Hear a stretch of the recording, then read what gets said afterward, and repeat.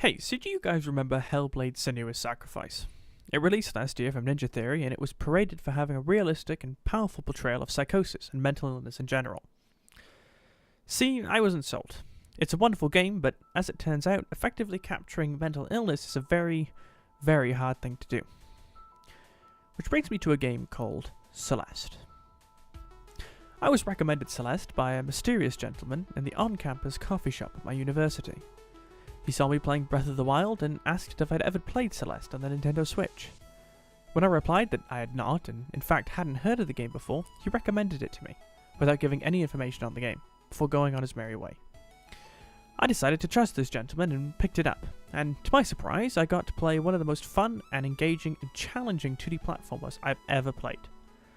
What I didn't expect was one of the most stark, realistic, and powerful portrayals of depression, anxiety, and self-doubt I have ever experienced in any medium of entertainment, and one that hit very close to home for me. Celeste starts out with our main character Madeline at the bottom of the Celeste Mountain, with the intention of climbing it. At the bottom, she meets an elderly lady, simply known as Granny, who doubts her ability to survive the climb. But Madeline is determined and ignores her. Quite soon into the game, when she's climbing the mountain, we meet a dark reflection of Madeline in a mirror, simply known as part of Madeline, who represents her insecurities and self-doubt. This part of Madeline reinforces the idea that our main character is unable to climb the mountain. She's stupid to do so. She should just give up. She does this by persuasion and then by force as the levels go on. This dark reflection is ever present in the game and portrays itself as a very frank and blunt portrayal of the internal battles and anxieties that Madeline deals with as a character. This dark reflection is ever present in the game and portrays herself as a very frank and blunt portrayal of the internal battles and anxieties that Madeline deals with as a character. She's the villain of the story, someone to fight and to push against. But as the game goes on, Madeline and the player realize that this dark reflection isn't necessarily the only one here who is fighting against the character, but also the mountain itself. Without wanting to spoil, the level design throughout the mountain is absolutely spectacular in its design and how it encapsulates Madeline's fears and anxieties and builds the level around it. The atmosphere in each level and what's to be found inside is unparalleled to any other game I've played which tackles a subject like this. The game does a lot to set up the dark reflection of Madeline as the main villain of the game, a sort of final boss if you will. But in one of the most affecting and emotionally powerful scenes I've ever seen, Madeline doesn't fight this part of her in the end. She converses with her, talks to her, and tries to learn to rationalize the actions of this side of her. To take these overwhelming negativities and defeat them with reason and determination. The dark reflection doesn't want to be rationalized. They don't want to open up per se. They are Madeline's representation of the runaway negativity that can paralyze us.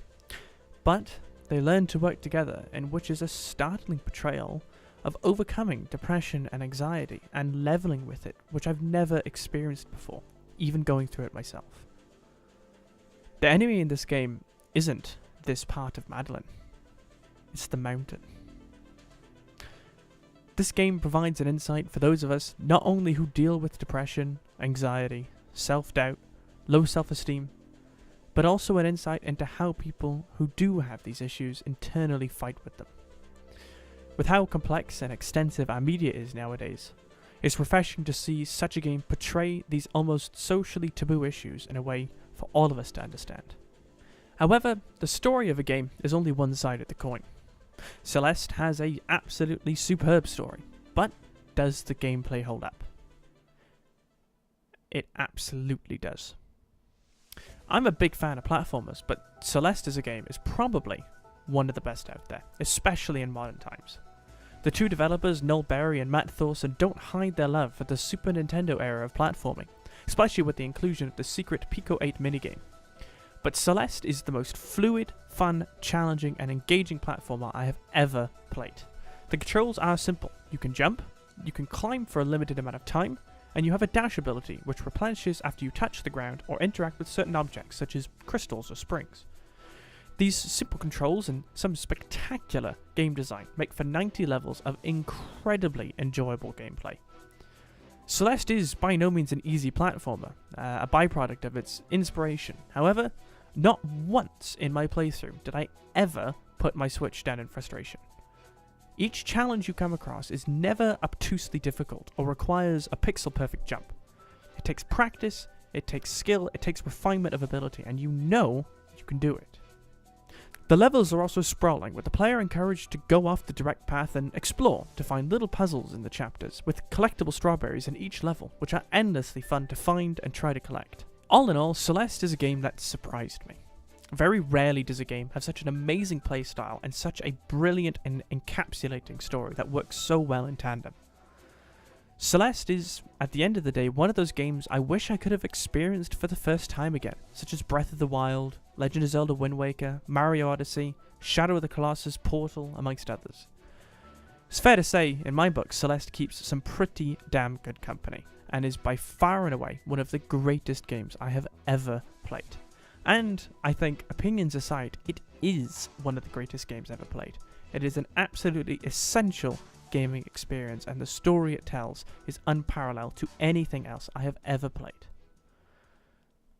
So, to the mysterious gentleman who recommended me this game on that day in the coffee shop, thank you.